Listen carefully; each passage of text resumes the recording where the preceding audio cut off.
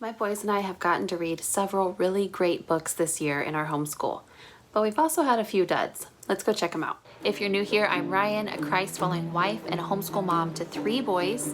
Here we talk all things homeschool, and we will learn together how to use our roles as wife, mom, teacher, and homemaker in order to glorify God. Hey guys, what's up? I am back after taking a week off, trying to recover from this cold. As you can see, it's still kind of hanging on, so if I look and sound a little weird, that's why. So today I am joining in a collaboration hosted by my friend Katie over at Life in the Mundane. Her channel is all about those homeschool resources. She talks about biblical parenting, she talks about all things curriculum, she talks about routines and all the things that you need to homeschool well. She's got it over there. So make sure you check out her channel as well as the playlist. This is going to help you so much if you're looking for those new read alouds, or maybe there's a read aloud that you've been thinking about and you're just not sure. This is going to cover a wide range of books. There's bound to be a few that overlap between us, but you're going to get a ton of books out of this collaboration. So first, I'll give you the good news. I'll give you the books that we really enjoyed this year. And good thing for you is many of them are actually part of a series, so you don't have to just stop with one book. The first series I'm going to show you is the Wing Feather Saga by Andrew Peterson. He is a Christian author and songwriter, and these books are so good. So they're a little bit Lord of the Rings feelish. This is the first one, On the Edge of the Dark Sea of Darkness. And here's the second one. And they are very fantasy, very adventurous. There's lots of mythical creature type things in there, but without being blatantly out front Christian, they have very good Christian morals and values in them. This is North or Be Eaten. Number 3 is The Monster in the Hollows. So these just teach such good character traits. There's a lot of courage in there. There's a lot of doing the hard thing for your family and for what you believe in. We have not made it all the way through this series. Here is the 4th one, The Warden and the Wolf King. But we're just kind of taking it slow. We'll read one of these and we'll read a couple other books, then we'll come back and read one of these. Usually we don't like to just plow through a series. I know a lot of people like to do that. We just kind of like to mix it up a little bit. But these are so good. I am not a Lord of the Rings fan. I know, gasp. I like the idea of it, but I've never read them, and the movies are just really long for me. I can't sit for that long. But I like the story of it, and my husband's a huge Lord of the Rings fan, and these books are just super good, especially for boys. I think girls would like them too, but I just like the strong male characters in this book. Another book I know you've heard me talk about if you've been around here long is a newer one. This is called The Wild Robot by Peter Brown. And there's also a sequel to this, which we have not read yet. Like I said, we like to pace ourselves with our series. The Wild Robot Escapes.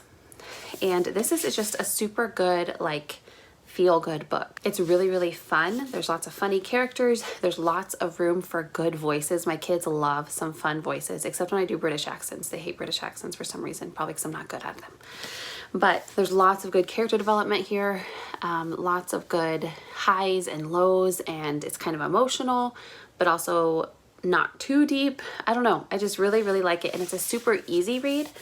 It goes by really quick, and so even your youngest listeners are not bored by this. Like, very few words on a page. There's lots of illustrations throughout. The chapters are super short, so you don't have to, if you have 5 minutes, you can just read a little bit and find a good stopping spot easily. So that's what I loved about it. In these books, you meet Roz. She has been kind of shipwrecked. She is a robot and has to learn how to live in the wild, and I don't want to give too much away, but it's just a super sweet story. This next series I'm going to share with you is kind of a no-brainer, but I just couldn't not add it this year. We really dived into the Little House on the Prairie series this year. We started it a couple years ago, but we kind of took a break for a long while, and then we hit it hard again this year. I think the last one we read was The Long Winter, and that was actually our favorite. It was just like them living through that blizzard and stuff. Like, it was just insane to us. Like, we just really enjoyed it. My boys enjoyed, just really looking at a different era, something that they are so far removed from. And it's so crazy to think, like, for my grandparents, that was an era before them, but they can still relate to some of it. But like, for me, it's like, wow, that was a long time ago. Things were so much different. And to even my boys, like, things are so different. Like when I grew up, I didn't have a computer in the house for a long time. They've never known life without computers and cell phones and all this. So they really just loved seeing how life was in a totally different era. It was also cool because this year we got to go on a field trip to the Laura Ingalls Wilder home. It was one of her homes as an adult, and it's here in Missouri.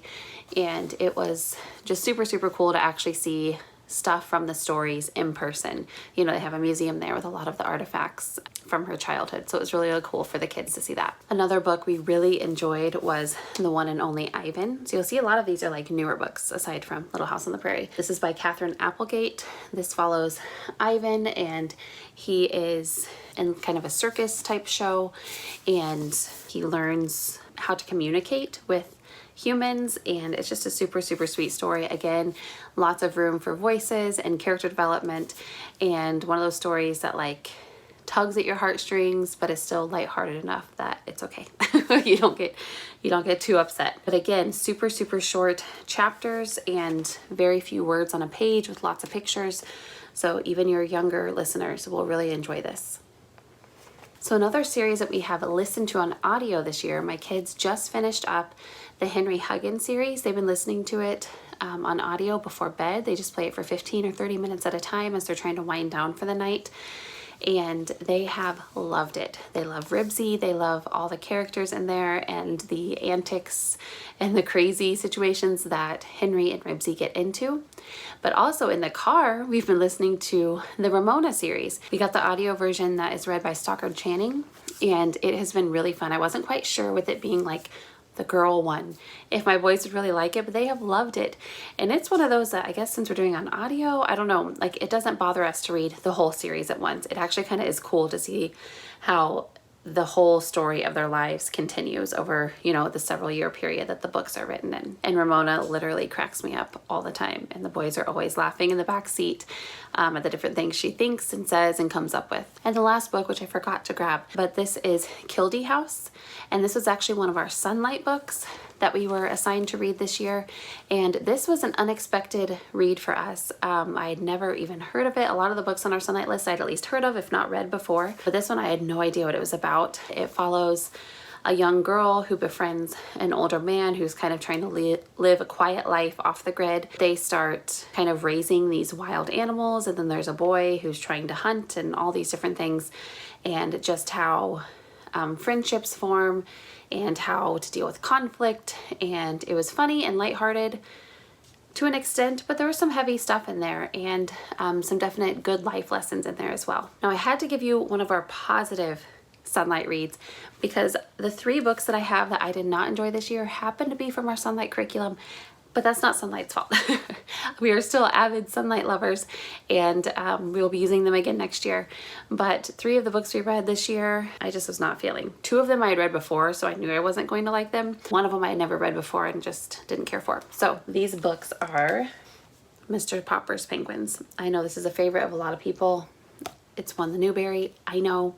I read it as a kid and didn't like it. I read it as an adult and still don't like it. I don't know. It just, as a kid, I didn't feel like there was enough like of a storyline that like really got you invested, and then, you know, there was a conflict and a resolution. I didn't really feel that. But more than that, what I hate about it now as an adult is Mr. Popper's really annoying. Like, he's kind of like that bumbling kind of doesn't really take charge of the situation type guy. And that's not really who I want my boys to look up to. I don't know. They didn't hate it as much as I did, but they still weren't like super invested in the story. So that's why I had to make it on my do not like list. Here's another one that I had read as a kid. Didn't like it. Watched the movie. Didn't like it.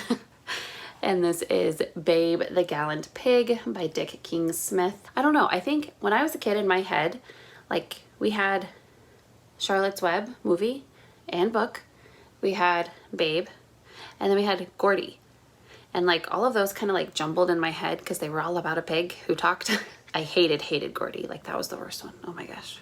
Terrible movie. Anyhow, I love Charlotte's Web. Babe was just kind of like meh for me. So another thing that I did not like about having to read this out loud is it was very hard to read aloud. So usually I like a good dialect, a good, you know, way to use a voice, a different accent or whatever. But some of this I was just like, I don't even know what they're saying, especially when it came to the wife. Like I was trying to read it and the boys are like, what are you saying? And I'm like, I don't even know. So maybe as a read aloud, like an audiobook, this would be better, but it was just very difficult to get through. Good thing is it's short, and so is Mr. Fopper's Penguins, and so is the third one I'm going to show you that I didn't like. So like we didn't have to spend a ton of time in them, but this just was not my favorite. The boys just kind of were indifferent to it, but I just was like, oh my gosh, can this be over, please?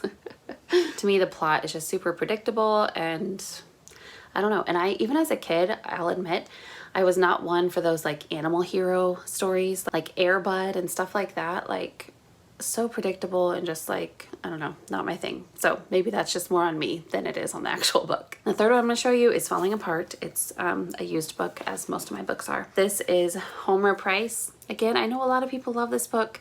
I thought I would like it a lot more than I did. So maybe I just had my hopes set too high. I don't know. I didn't like how each chapter was more like its own little sub story. It wasn't like one cohesive story really to me. It was also one that for some reason was kind of hard for me to read. Like I found myself stumbling over my words a lot.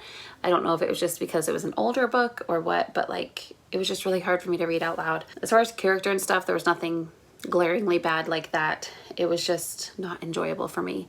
And the boys were having a hard time following along. Like when I would ask the comprehension questions at the end, they were having kind of a hard time understanding what was actually happening. And so I don't know if that was because I was having a hard time reading it, so they weren't understanding me well, or if it was just not a good fit for us. I don't know. So let me know down below what has been your favorite read aloud this school year as we're wrapping up the 2020-2021 school year. Like I said, please be sure to check out Katie's channel and the playlist that I will link down below. Please subscribe if you haven't already, and be on the lookout. Next week I'm going to share our preschool curriculum picks for this next school year, and I'm going to be sharing with you a brand new curriculum that you will want to check out. I'll talk to you next time.